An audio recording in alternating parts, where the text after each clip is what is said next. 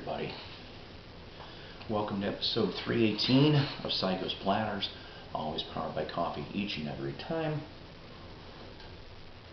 So, I have to apologize. I was having computer issues. My son fixed it. So I was not able to shoot a video on Valentine's Day. We are shooting this right now in the afternoon of the 16th of February. I hope everybody's getting through the weather junk. Okay. The weather is pretty poopy down here in northwest Arkansas. I'm led to believe that this cold snap wave was from South Texas to Maine. In parts at times. So I hope everybody is being safe. I went out today for the first time in 2 days, but I had to because my car is all screwed up. It is what it is. It was my late wife's car, and then I took over the payments, paid it off. And this is probably, honest to God, probably the first biggest repair, head gasket, and a bunch of other things. But, I'm trying to keep this thing around a little while longer. This is the most I will, take care of this car financial-wise. I've pretty much done all the rest. But that's not why you came here to listen to my auto troubles. This episode, even though belated a few days, marks a special anniversary here with you in the VC. It's been 10 years I have been on YouTube. I started out February 10th of 2011. That's when I first made my first bit. If you want to go roll your eyes for a second, if you can find it, I'm beginning to wonder if YouTube keeps things that long. It seems like on my channel, 4 years is about as far as it goes. But if I'm wrong and you managed to find this bit, kudos to you. It was the reason why I started on YouTube is because I love baseball. All right, I do. I am from Chicagoland, and I am a Cubs fan. I have always been a Cubs fan. They say that you can't love the Cubs and the White Sox if you're a Chicagoan and Chicagoland area. I call bullshit. When I was a kid, I actually followed both. All right, I did. In the 70s and the 80s and the 90s. And for some reason, the White Sox turned me off after, I can't remember what was being said after the World Series win in the mid-O's. I just stopped being a Sox fan after that. But I've met a bunch of nice Sox players too. We'll get to that episode eventually as well. But, so February 10th, 2011, I shot a clip because the public address announcer for the Chicago Cubs, who was there for quite some time, I want to say close to 20 years at that time, he was leaving, and they were looking for Chicago Cubs fans to audition on YouTube. Now, obviously I didn't get it, but I was in one of their final stages, I'm told, so that I was nice about. But that's how I started in YouTube, 2011, followed by the Etc. show with Paul Pease. That was a fun yet dumb news thing I did, taking the news of today and tweaking it a little bit. I said tweak. But in the last 10 years, of showing concert clips and other little family-related things, I had a lot of nice comments when I would be reading children's books to my grandchildren, because I couldn't see them at that time. There was some distance, not personal distance, just, miles and miles away distance. So I have used YouTube as much as YouTube maybe has used me. Psykos Platters is my joy. I love doing this channel. I do. I think my only regret, out of all honesty, is several different things. I probably should have started this channel maybe even a couple of years before. I know there are some in the VC that have been there since the first week YouTube came out. And they deserve all the subs they get and all the accolades. And, they deserve it. I know that my channel's a little off the wall. I know it's different. But, being here 10 years and only getting 661 subs as of this afternoon, I kind of scratched my head at times. Because there's a lot more channels that have done it quicker than me, and they've gone farther than me. Maybe they got more time on their hands. Maybe they have less responsibilities. I don't know. I still feel I should have at least had over 1,000 subs by now. But I digress. I mean, it's just a number, right? Right. Okay. But the VC, I've met through the VC so many nice people, seriously, from all across the United States, into Canada, into Europe, even into Israel. Yeah, Israel and Brazil and Japan and a whole bunch. And I think that's awesome, and I thank all of you, because all of you are part of this experience.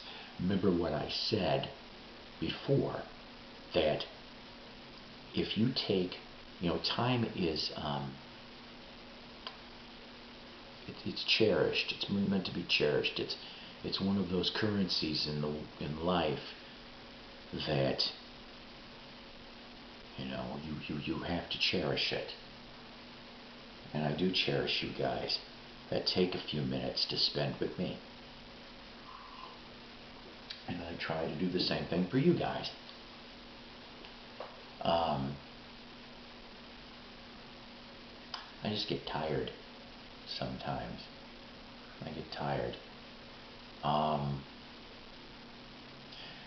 Another reason, like I said, I've kept this channel to sort of keep my chops in order if I ever get a radio job again. I'm not holding my breath on that, though.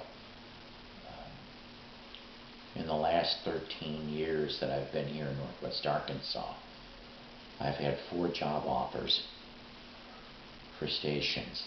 One of them I went and worked in AM/FM here in town. Left a bad taste in my mouth.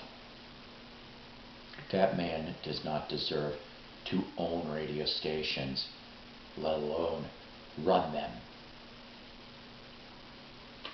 He was the last radio gig I had in 2008. But I've come close several times, like we're talking about within a day or two, and the rug would get pulled out from under me.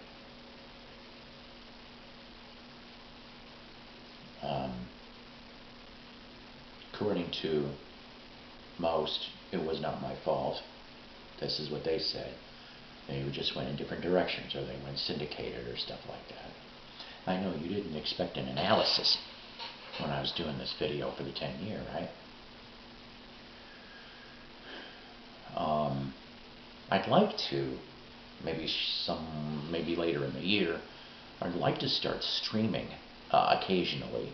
I thoroughly enjoy some of the streams that I have literally dropped in on and commented. That seems to be one of the things, where there's multiple people on the streams, or like when me, Mr. Mayo, or King's Court, or Matthew Street, or a few of the other ones, I will be able to spend anywhere from 5 minutes to 30 minutes, and I'll just sit in. And most of the time, I'm passive, but sometimes I'll throw a comment or two in. So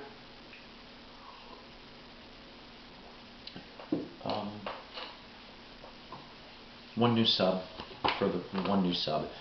Jim Fanning's Told You Would TV. Thank you, of course, for subbing to Psykos Platters. I hope that I will be able to keep you entertained and educated in that process. In the last video that I did, I asked for some questions for this particular video I'm making. One person asked me a question, one, and that's okay. Dixieland Farm. Yeah, I like Dixieland Farm. I'm sorry that we didn't get to hang when I was up in Illinois. Just things went really screwy. And he asked me, do you ever worry about collecting too much stuff?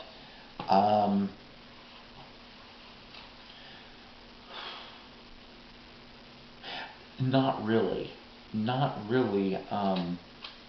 When I was when I was a kid, I had bunches of collections. Okay, maybe a lot of you guys out there did too. I had several different collections at the same time. I was big into sports cards, coins, stamps, political buttons, autographs, and records. And there's probably a couple more that I'm missing. Over the years, I've just sold off or gave away or reduced it down to a percentage. Because yeah, I mean, after a while, it can get ridiculous. I know people, names will not be mentioned, that they know they have a problem, and it consumes. It happens, everybody's got something. But when it does get to that point that I think that I got too much, I will turn around and sell some of my records off that I don't listen to, or make some trades. Or my oldest son, Michael, he has gotten into the vinyl over the last couple of years. So I'll put some stuff off to the side for him. I've got some bunch of 45s right now. Whenever I get to see him next, because he only lives 2 hours away. So he likes it, so I've got him collecting. I'm led to believe that when I pass away, 2 to 3 of the kids want my collection, and that's fine. I jokingly said, so help me God, if you end up selling something that you sell it for $1 and it's worth 100 or 200 or 500, I even have a $1,500 45 valued, I'll come back and ghost kick him in the ass. Yeah. But hopefully that answers that question, Dixieland Farm. I have some random stuff I just want to show you, just plain random. There's a little bit of music, but mostly it's just, this is stuff like this stuff here I'm going to show you. I picked up $2 a piece, if I remember correctly. I've forgotten almost all about these. I have love for old radio stations, okay? Considering I'm from the Chicagoland area, when I was a kid, the 2 big ones were WLS and WCFL. They were the 2 big pop stations at the time in the early to mid 70s. CFL went off the air in 76, if I remember correctly. Well, actually, they flipped to a easy listening, and LS kept going. And I liked the DJs back then. Larry Lujak, Snot-Nosed Tommy Edwards, John Records Landecker, Fred Winston, all kinds. Excuse me. And other DJs like Dick Biondi for the oldies format. WXRT, Terry Hemmert, one of the best Beatles shows out there on radio on Sundays. I think she's down to part-time now, she does, for XRT. I do remember syndicated stuff like Casey Kasem, Andrew's Dedication, Wolfman Jack. I do remember a little bit of syndicated. So I found, and I thought this was kind of pretty neat anyway, I just grabbed a handful of these. WLS family albums. WLS did not turn into a rock station till 1960. Before then, it was country. The big barn dances, all that other stuff, okay? I have got several of these things, and I still think they're pretty damn neat. The radio station would put out all of these. It's like a promotional tool. I said tool. This one here says from 1945. It says published by Prairie Farmer. See if I can show you. Like, okay. You know, I just think these are interesting, honestly. Chicago is rich in radio history. And, of course, their farm programs. And here's your WLS Orchestra. I don't know. I just think these are really, really neat. It takes you back to a time. How about Victory Gardens? Yeah, they still had Victory Gardens going on. Here's another one here. It says Family Album and Almanac, 1949. There's people waiting in line at 8th Street Theater. WLS National Barn Dance every Saturday night.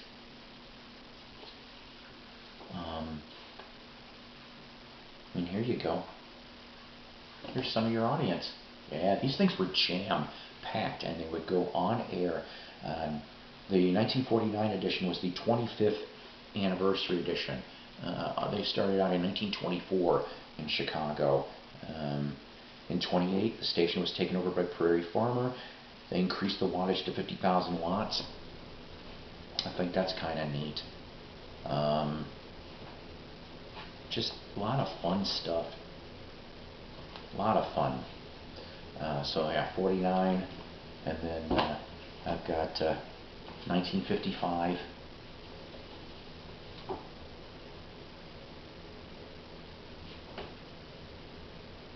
Oh, here's a nice picture. And then lastly, 1956. In front of that 8th Street Theater again. So you're talking a couple of years later, rock and roll would show up here.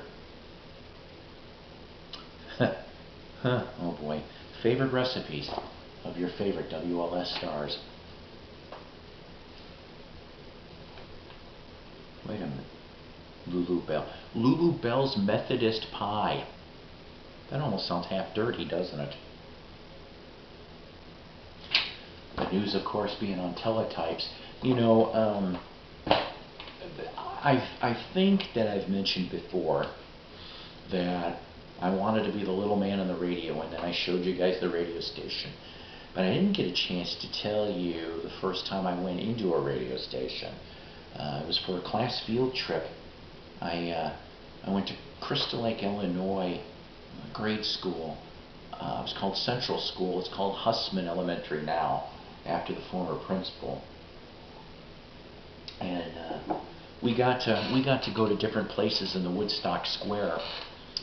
And Star 101.5, which is what it is now. Back then, though, it was in downtown Woodstock, and it was in the old jailhouse. Okay, I know it's strange. Very cool building, though, and be way up at the top. And I remember the DJ that was on the air. It was an FM station. This was a mid to late 70s story. Okay,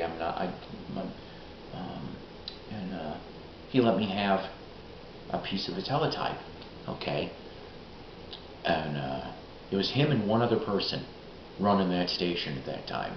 I know he had a helper, so I'm assuming an engineer.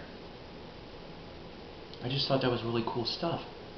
And then my taste for radio didn't hit until the 90s. I started out every year. I belonged to the Chase civic organization, if you guys know what that is.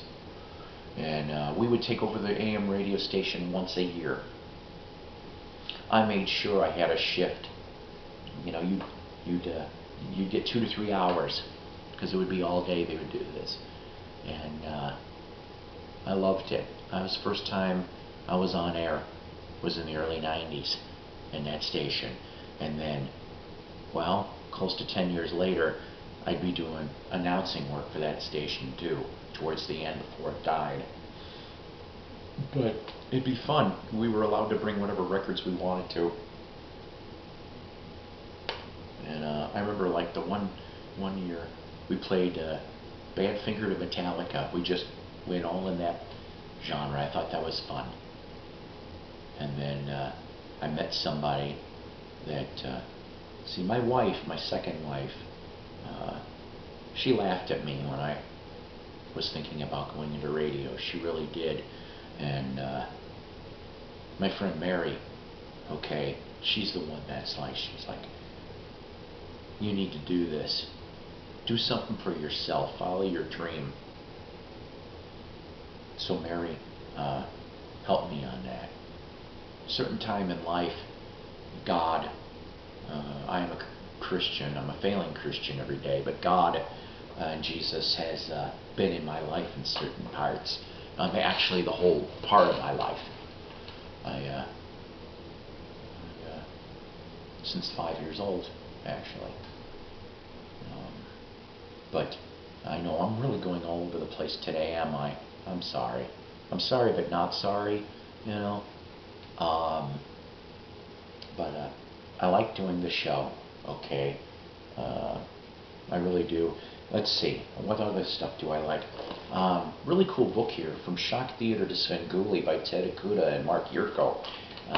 I am very big into horror hosts. We've talked about this a little bit, of course, with Svengoolie and Halloween Harvey, which I ended up support your local horror host or late night. I got his Festival of Fear 2018 box set at a very nice price. Oh, here's one for you. How about this? We just went to just this past week, February 1964, with a real big shoe. Ed Sullivan, The Beatles. I love this DVD set. It was awesome. Kathy Emmer, I remember because the commercials came included, and they were cake. It was for, God damn it, I can't remember what cake company, but I would keep making these horrible cake recipes like chocolate broccoli supreme. I was just adding to this. Oh, okay, you know what? All right, hang on a minute. So I made myself laugh really, really good. Kathy Emmer is like my Ed McMahon to her Johnny Carson, right? So there was two things that made me laugh over the weekend. Number one was we were talking about the kids of the Beatles, the talented kids. Okay, so you know you're talking Julian Shawn for the Lennon side, James Paul McCartney for Paul's kid, Zach Starkey for Ringo's kid, and then Danny Harrison, right? So I came up with this really bad idea, a la the Brady Kids, if you remember that cartoon from the 70s, and immediately there was a talking mynah bird in that cartoon, and I just could picture him going off and going, ladies and gentlemen, the Beatle Kids. So I'm like, right off the bat, a very bad 70s cartoon called The Beatle Kids, which it'd be the sons of the Beatles, and they would do whatever they felt like playing, right? I know, it's more funnier if you would have been there. The second thing is, I was talking about how I work for Walmart to a degree, and we are going to stop selling cigarettes. And in the next couple of weeks, so if you smoke, TSOL. So if they take my coffee away, we have fighting words. But so we were talking about cigarette packs, cigarette companies, and I said, for some reason, I thought in my brain, wouldn't it be funny if there was a cigarette brand called Supercalifragilisticexpialidocious cigarettes? So could you imagine the fucking packaging on this? It would wind around, hi, I smoke Supercalifragilisticexpialidocious cigarettes. They're the best cigarettes. They got the lowest tar, lowest nicotine. They're so firm and fully packed. I knew a couple women that were like that, but I digress. So, you know, could you imagine like Dick Van Dyke? He's 95 years old. He's still alive, but you remember that movie Cold Turkey? that he's the minister about the whole stomp out the smoking, but I'm just picturing in my head like Dick Van Dyke with a cigarette smoking away, and he goes, I'm 95 years old. And the reason why I'm 95 years old is because I smoke supercalifragilisticexpialidocious cigarettes. So, and then I quickly chimed in that that's the reason why Julie Andrews is a stuck-up bitch, is because she smoked supercalifragilisticexpialidocious cigarettes. I know, whatever, right? Right, okay. So, I get into really weird movies. This is an old sampler from Borders Books. Remember Borders Books? But this is from the Something Weird franchise. I always like that stuff. I'm a big Doctor Who fan. Oh, big Doctor Who fan. Tom Baker's my favorite Doctor. Mystery Science Theater 3000. Oh my God. I'm a Joel fan personally, but I like Mike too. I did watch the ones on Netflix. I think that, oh my God, Jason? I can't remember his name. I'm sorry. He did okay. Wasn't great. I got Monkey Season 1. I need to find Season 2. I got Concert for Bangladesh. George Harrison and Friends. I love it. I love it. I love it. I think I told you guys before, I'm a sports nut. I do get signed programs. I was at the Naturals for one of the minor league Cub ones. Scott Sanderson came and I got him to sign for the Rockford Cubbies. He came and did a thing there. That year, that was opening day, it was supposed to be Harry Carey, and Harry Carey passed away before then. 1989 Kenosha Twins. That was one of my first minor league games. I started, like I said, seeing the minor leagues. 1989 Bears yearbook. I get them signed. I do. Trying to see if I can come up with a page for you. My 1985 one's even better. But I collect all kinds of things. I'm a goof. I love Three Stooges. I think Three Stooges are one of the best damn things ever came out. Three Stooges, Marx Brothers, Abbott and Costello. I like all that stuff. I do like slapstick if it's done right. I like cerebral comedy. I like all kinds of things. Anything that makes me laugh. Alright. So listen, do me a favor, please. If you haven't liked and subbed Psykos Platters, please do so. Tell your friends, tell your enemies, tell your frenemies to like and sub. I, of course, like and sub every channel that subscribes to me, and I do shout-outs like I've done in the past. But I'm going to get going for now, alright? We'll talk again real soon. The weather's been kind of crappy. I haven't been able to get too many things, but I may go back and find some things that I haven't shown you before. I do have 1 or 2 album reviews that need to be done too. So don't worry, there will be more material coming. You take care, God bless, and rock on.